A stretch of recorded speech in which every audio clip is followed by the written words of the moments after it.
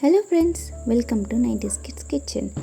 இன்றைக்கி மட்டன் ஈரல் வறுவல் எப்படி செய்கிறதுன்னு பார்க்கலாம். அதுக்கு ஒரு 1/2 kg ஈரல் எடுத்துகிட்டு வந்து குட்டி குட்டியாக நறுக்கி க்ளீன் பண்ணி எடுத்து வச்சாச்சு. ஒரு 15லேருந்து 20 சின்ன வெங்காயம் பொடி பொடியாக நறுக்கி எடுத்துக்கோங்க. இந்த ரெசிபி ரொம்ப சிம்பிளான இன்க்ரீடியன்ட்ஸ் வச்சு தான் செய்ய போகிறோம். அதுக்கு இஞ்சி பூண்டு பேஸ்ட்டு, கருவேப்பிலை, மல்லி, பச்சை மிளகாய், சின்ன வெங்காயம், ஈரல் எல்லாமே எடுத்துருக்கேன். ஒரு கடாய் எடுத்துக்கோங்க. கடாய் ஹீட் ஆனதும் 2 டீஸ்பூன் எண்ணெய் ஊற்றி நல்லா சூடு ஆனதும் பட்டை, ஒரு அன்னாசி பூ, 2 லவங்கம், ஒரு ஏலக்காய், இது வாசனத்துக்காக தான் போடுறோம். அடுத்து 2 பச்சை மிளகாய், 2 கீராப்பில் போட்டிருக்கேன். சின்ன வெங்காயம் பொடியாக கட் பண்ணது, அடுத்து ஒரு கைப்பிடி அளவு கருவேப்பிலை போட்டுக்கிறேன். சின்ன வெங்காயம் கண்ணாடி பதத்துக்கு வர அளவுக்கு வதக்கிக்கோங்க. ஈரல் நிறைய பேருக்கு பிடிக்காதவங்க இருக்காங்க. இந்த மாதிரி செஞ்சு பாருங்கள், கண்டிப்பாக சாப்பிட ரொம்ப பிடிக்கும்.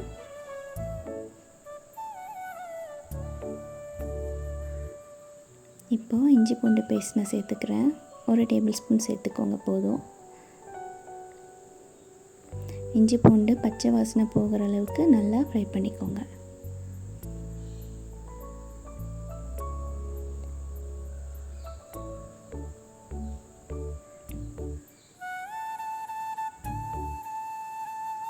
அப்பப்போ ஃப்ரை பண்ணிகிட்டே இருங்க, அப்போ தான் அடி பிடிக்காமல் இருக்கும். அடுத்து நம்ம ஈரல் சேர்க்க போகிறோம். க்ளீன் பண்ணி வச்ச ஈரல் டைரெக்டாக சேர்த்துக்கோங்க.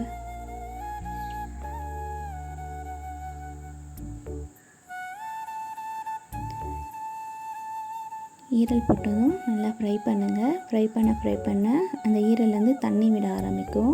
நீங்கள் எதுவும் தண்ணி சேர்க்க வேணாம். ஃப்ரை பண்ணதுலேயே நல்லா ஈரல் வெந்துடும். அடுத்து தேவையான அளவு உப்பு போட்டுக்கோங்க. உப்பு போட்டதும் இன்னமும் தண்ணி ஊறும். ஸோ தண்ணி நல்லா ட்ரை ஆகிற வரைக்கும் நல்லா ஃப்ரை பண்ணிக்கோங்க. இப்போது மட்டன் மசாலா கொஞ்சமாக சேர்த்துக்கோங்க. இந்த மட்டன் மசாலா தான் நம்மளுக்கு ஈரல் ஃப்ரைக்கு டேஸ்ட் கொடுக்க போகுது. இப்போ நல்லா ஃப்ரை பண்ணிக்கோங்க. ஃப்ரை பண்ண மசாலா ஈரலோடு சேர்ந்து வரும். நம்ம வேறு எந்த மசாலாவும் ஆட் பண்ண போகிறதில்ல. இந்த மட்டன் மசாலாவே போதும், ஈரலுக்கு நல்ல டேஸ்ட் கொடுக்கும். இந்த மாதிரி செஞ்சு கொடுங்க, குழந்தைங்க ரொம்ப விரும்பி சாப்பிடுவாங்க.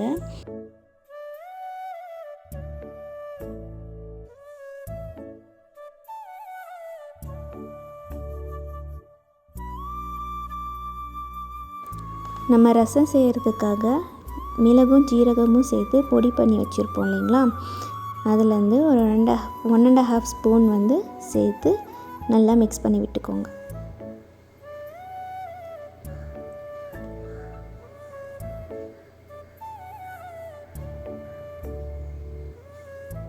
இது லாஸ்ட்டாக தான் ஆட் பண்ணணும். மிக்ஸ் பண்ணிவிட்டு ஃபைனல் டச்சாக கொத்தமல்லி இலை போட்டு ஸ்டவ் ஆஃப் பண்ணிக்கோங்க.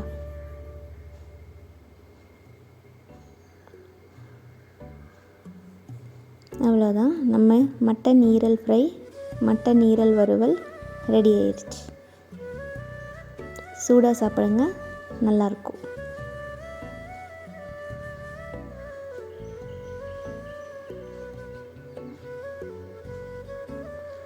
தேங்க்யூ.